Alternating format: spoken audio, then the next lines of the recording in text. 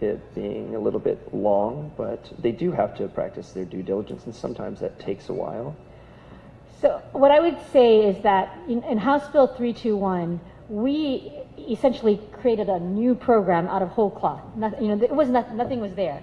And so what we've asked the department to do is really to bring up this industry within an incredibly short amount of time, like less than a year we gave them to allow the dispensary, one, to figure out the process to award licenses, then to have the process go through, and then to grow and start dispensing. That is a tremendous amount of work within a year. I think we gave them a year, right? And so, or 2 years possibly.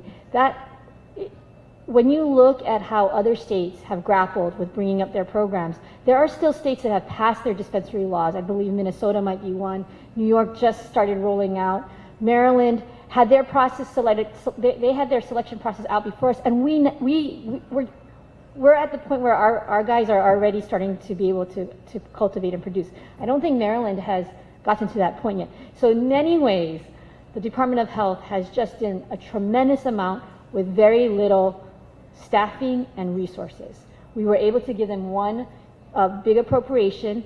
We structured the licensing program so that the applicants, the money from the applicants were flowing into their program. The 8 licensees are already up to have to pay and renew their licenses without any of them having yet opened a dispensary. So you can just imagine all of the things that we need to do as government to get this program up. I think they are doing their very best, but the other challenge is that this product remains a Class 1 scheduled drug.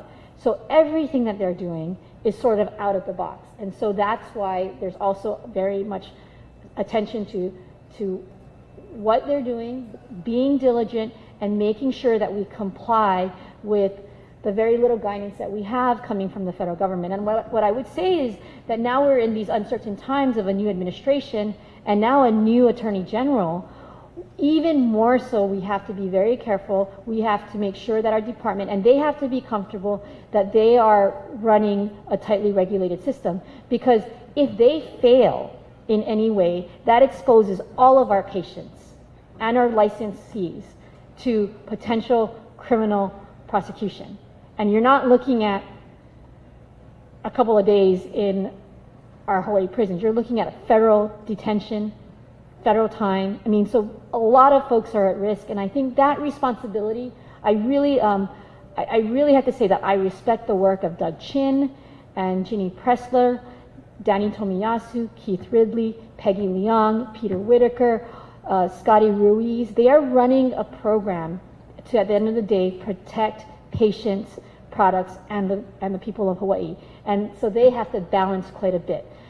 With that said, we shouldn't accept the delays, at face value. We should continue to push them.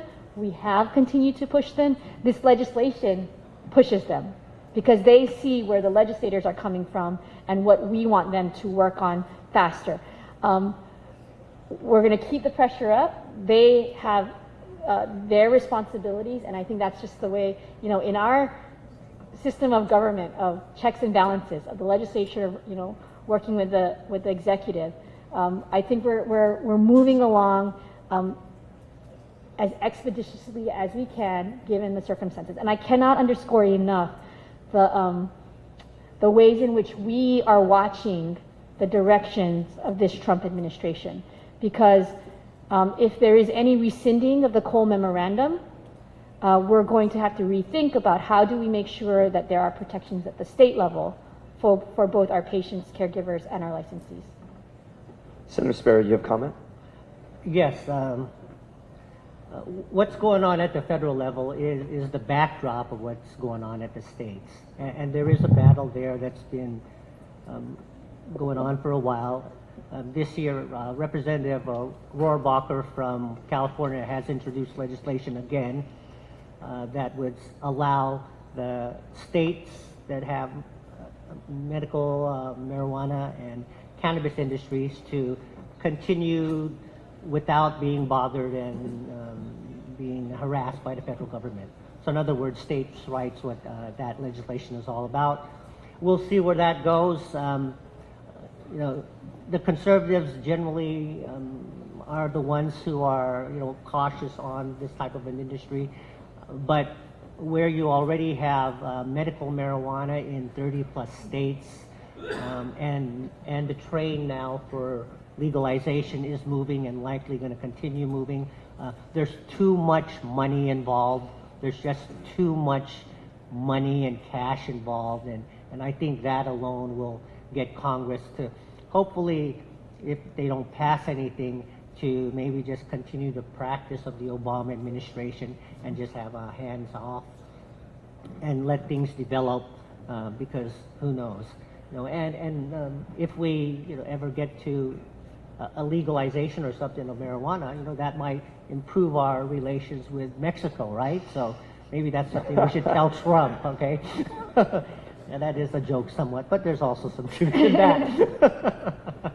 So hopefully the federal government does not come down. No one's expecting them to at this stage, but with the new president, we just don't know.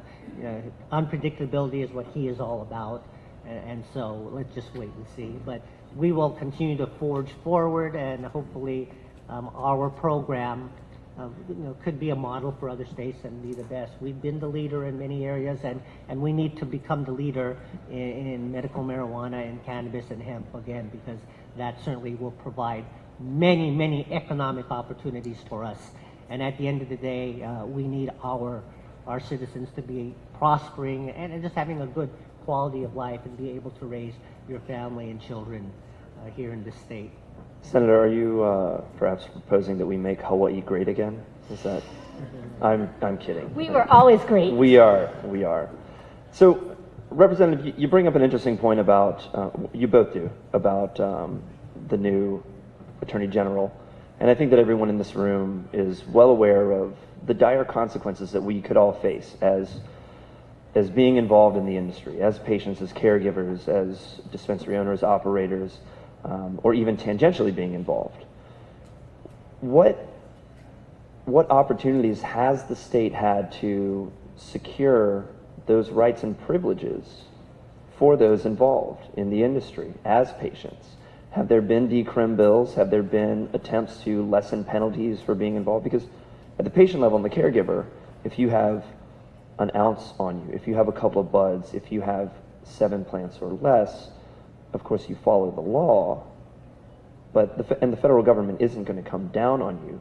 But if you have a little bit more or you operate outside of that, what has the state done to ensure that perhaps the federal government can't swoop in, or your stay isn't just a couple of hours in Honolulu lockup? So every year there are decriminalization bills. We have not taken any up on the House. I don't know what the Senate is doing.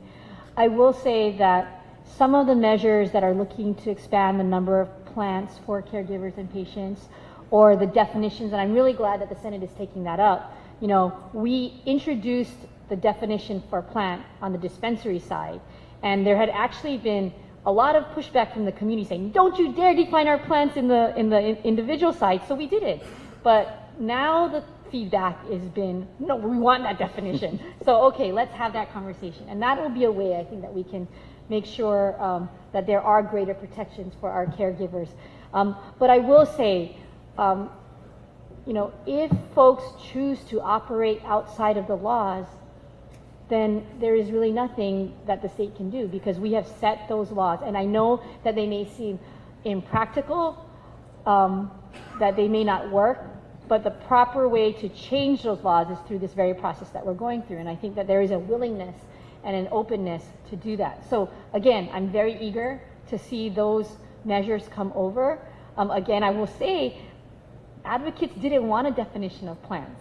They wanted to be left in this gray area. And so now that we're hearing this feedback, I think it's very welcome, because people are now seeing that it can work for them. So let's have that conversation. Let's see the ways in which we can make sure that the laws can actually fit what's happening on the ground, that are fair and just, and let's pass those laws. But the flip side of that is that if you operate outside of the law, there's really very little that we can do. And in the past, the Senate has passed over to the House decriminalization bills, but they've always stalled in the House. The House, you could probably say, is more cautious than the Senate. And that might be the same thing again this year. We'll see. Yeah, we'll need to see. But I think, again, there's on your face decriminalization, and then there's these other ways to make sure that the regulatory system really reflects what's going on out there. Exactly. Senator, do you have something else to say? Are we going to do Q&A too? Yes, so we do have about, sorry ladies and gentlemen, we have about 5 minutes left. That kind of flew by.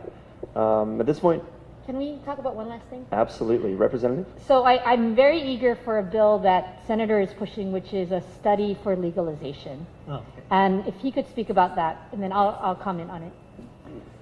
Yeah, obviously, when you're talking about medical marijuana, the issue of legalization always comes up every year without fail. And, 8 states already have it, Guam, Puerto Rico, and District of Columbia.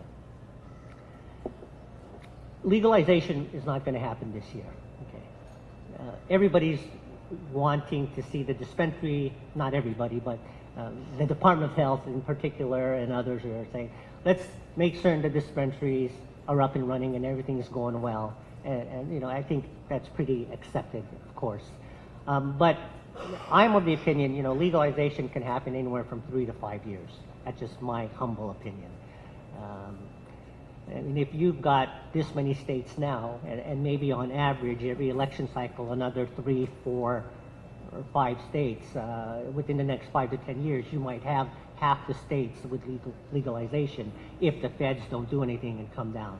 But I do have a bill that basically, let's do a 2-year study, and see what's happening in the other states, and get the pros and the cons and talk to everybody and just put it all in one simple report to read, and then we look at it, and then we have that discussion on whether we want to do legalization or not. And that's why I say a 3 to 5 year, I think, is probably a good time frame on when we may seriously take up legalization. When the dispensaries are up and running, people are going to see that society is not going to collapse, and our children and others aren't going to go ape crazy over this stuff, and crime levels are not going to go crazy. Sometimes you need to have data and evidence to show people, right? Then they don't call it fake news. So hopefully, the legislators will be receptive. I believe, though, as I mentioned earlier, what's going to drive it is the revenue. I think we're literally going to be able to raise tens, hundreds of millions of dollars in taxes. And again, taxes are not a bad word, folks. Okay, and hopefully we could limit all the other taxes. Okay, keep your income taxes down, keep your property taxes down, because we need to pay for this stuff one way or the other. And we can't rely on Uncle Sam or anyone else to give us a handout. 1.4 million of us live in Hawaii. We need to take care of ourselves one way or the other. And sadly, sometimes we have to pay for that and those services that everyone here requests and demands, whether you're a child or whether you have a parent, who's elderly. The spectrum of wants and needs is so immense just from being in government for 25 years that we need to find revenue sources, and marijuana can potentially help us in the future on that. So what I would add to that is that bill is Senate Bill 575. If you go to capitol.hawaii.gov, you can see it, and it doesn't look like it has a hearing yet, but It's Roz Baker, yeah. Roz Baker. So what I would say about that is that I really want to give kudos to Senator Espero, because at a time in 2011, you were on a working group that had been On the medical marijuana working group that we passed, but that was not supported by Governor Lingle at the time. But you continued to stay on that working group, and I know some of you guys hear the term working group or task force, and you think, oh my God, they're delaying again. What I want to tell you is that it's these very small things, these building blocks that we have, whether it's a working group here, a study there. These are opportunities where the legislature takes to gather information and really build the case. And so this is a really an important effort that if you want to help support legalization, get behind these things, because government is going to not move slowly, they're going to move deliberately. And part of that deliberation will be, we need to get the data from the other states, Colorado, Washington, Alaska, Oregon, to understand how their legalization is rolling out. And then we can build the very best program based upon what we hope will be a flourishing medical marijuana program, and have the legalization that folks want and that the community is comfortable with. So it's really, really important to support these smaller efforts. And again, to say thank you to Senator Espero, because at a time when folks were not looking at this, he was working with patients and advocates, laying the groundwork so that we could come in 2013, 14, and 15.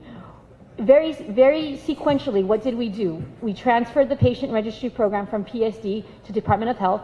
Within a year, we had a working group that within another year presented the legislation that became House Bill 321, Act 231.